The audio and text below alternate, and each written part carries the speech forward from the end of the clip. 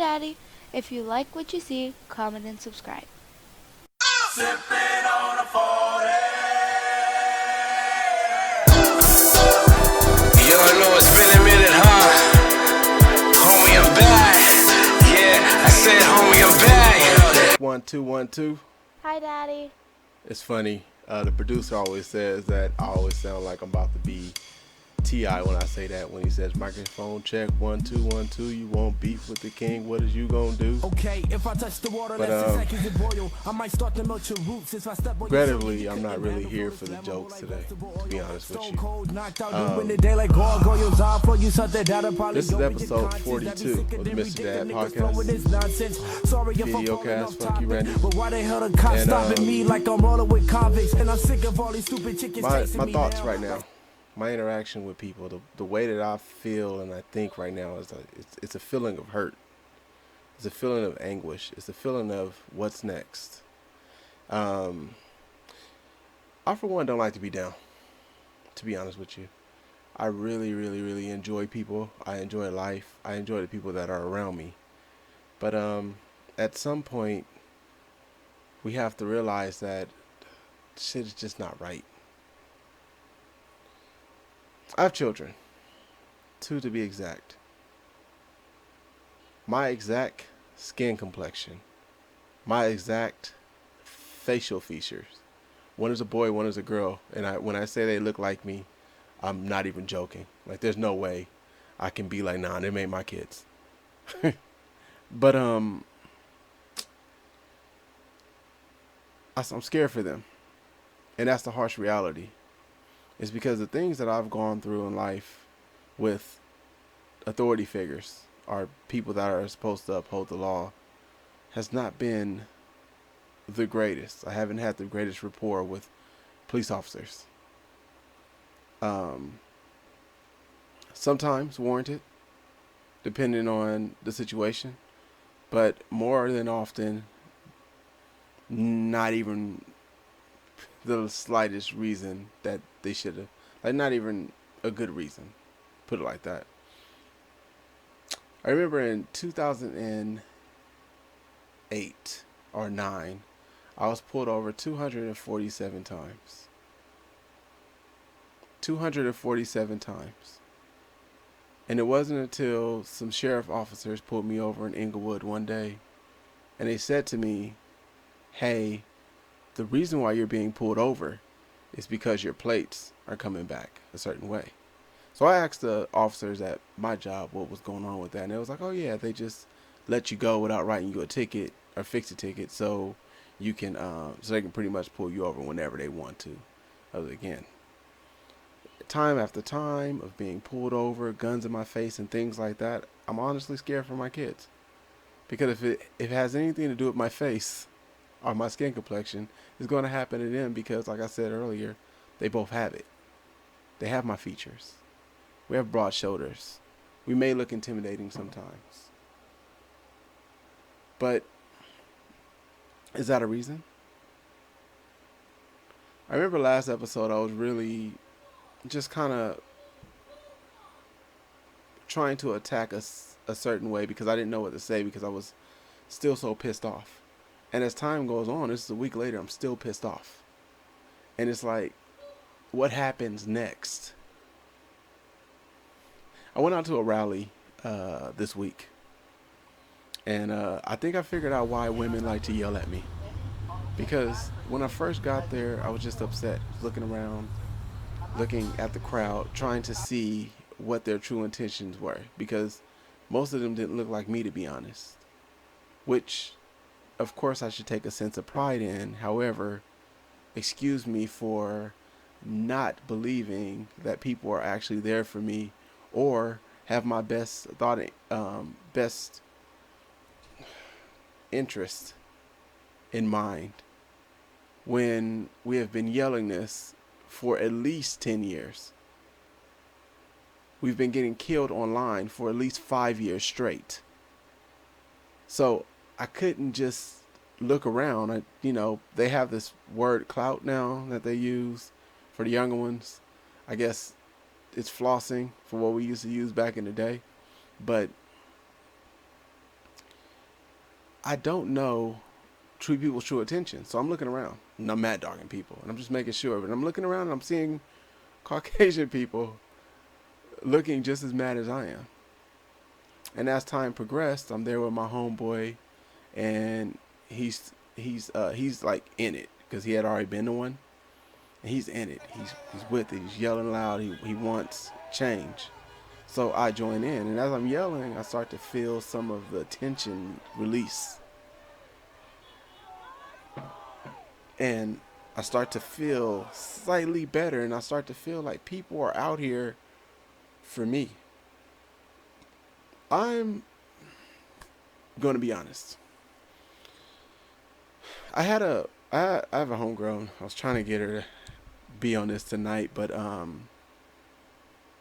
we were speaking about the way that we are conserving our energy, because now we're a lot older and we're just not gonna go out there and rob and loot and do all the stuff that this for the young kids. But we did speak about saving our energy for verdicts. What's the outcome of all this? What are we gonna do next? And it's important to think that way. It's important to think out. As a younger male, I wasn't thinking the long game until I started having kids. And once I had my kids, then you start to think outward. You start to think, I guess, greater than tomorrow, for further than tomorrow. You start to think out into the future. You start to plan. And you have to calculate every move that you make, especially at my age, especially with children, especially with a sense of responsibility outside of self. So when I think about that, it's like, okay, what are we coming out of this with? Because I've seen this tape, this film, so many times. I am 35 years old, and I have seen this same exact scenario play out at least 10 times in my life. And yes, this time it feels a little different. However, it's always felt a little different. It always felt like some type of change was going to happen, and it didn't. So instead of me throwing out all this negative energy, I'm going to sit back and wait. I'm going to see what happens. Because I feel like that is when the hailstorm will come if we don't start to get some type of justice. Because at this point, the only justice that African Americans have had is you can have a little bit of this, you can have a little bit of that. But you can never have the whole enchilada. And it's funny because I was listening to Ha Davis, and he said we're hungry for change, and it's like, you're right. Like, we're tired of having bits and pieces of things, and we're tired of people saying that are trying to group us in as if all lives and black lives are all the same.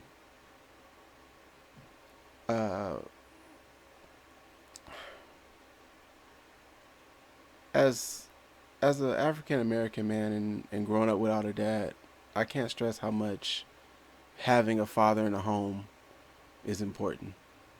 Because we need, at this point, especially at this time, we need all the direction we can get as black males. And only a father can do that, because everything grows with wisdom. I thought that for the longest that I was just going to be lost and in not knowing. But I didn't know that the wisdom that you gain from life experiences is probably far more than what you get from others. However, it's the head start that you can get. The stuff that I know now, if I would have known 20 years ago, or no, I'm sorry. I'm trying to outage myself. If I'd have known 15 years ago, my life would be a world of difference. These are lessons and stuff that now I have to send on to the future, which is my children. They'll know. So when they get to these spots in life, they'll already be prepared. I have to climb these mountaintops, and that's what being a father has to do with the rioting and the looting, and it's a way, of course, of expression, but the guidance that should be there isn't. Because I am a firm believer that riots and things need to happen.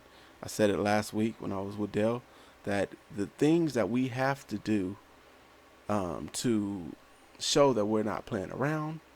Revolutions have never been won without war. And there is never enough you can do to take down the infrastructure.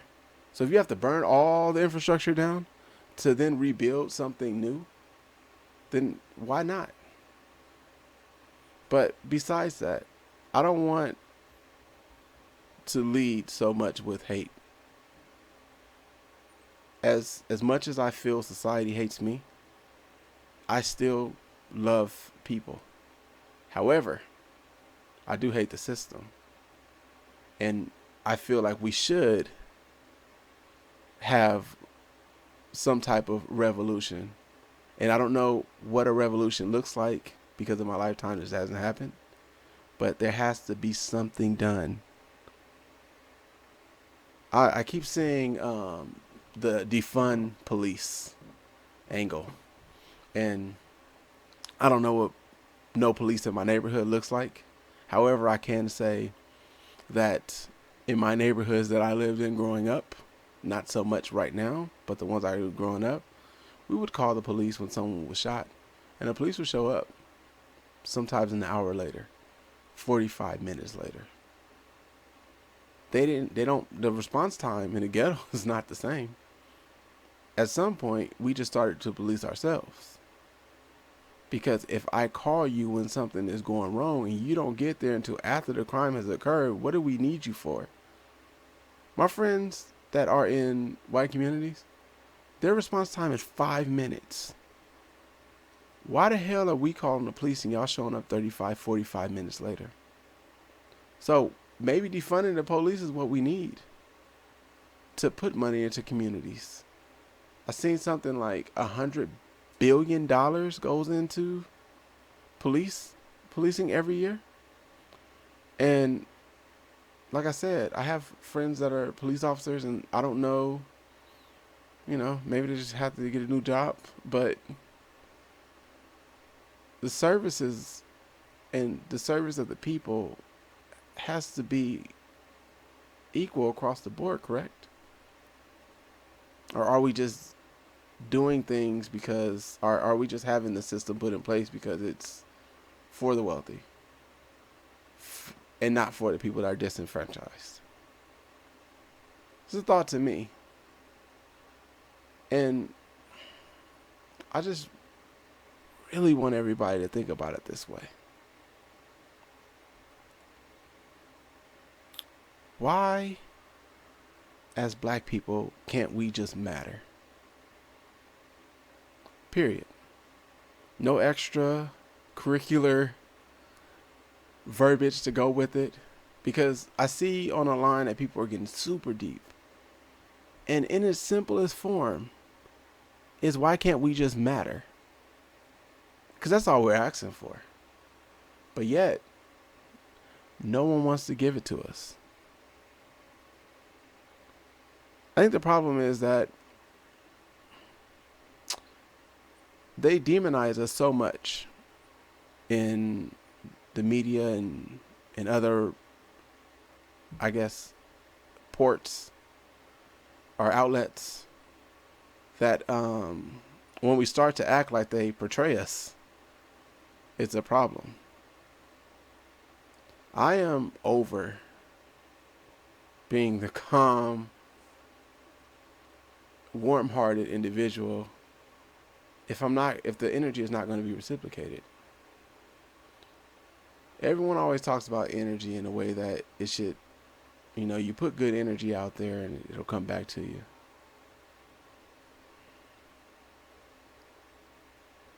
I, for one, no longer believe that. Because if nothing happens and everything continues to be the same next week, a year from now, what are we really thought of as? Savages? beast, animals, and the list goes on. But you know, one thing that I haven't seen is laughter. And you know who brings laughter in this country? African American people. And you know what happens if and when things continue to go wrong, because they always do. And I'm a history buff. I know how the history plays out. So maybe people will prove me wrong this time. Maybe everyone will step up. But remember, from this point on, if you're not with us, you're against us.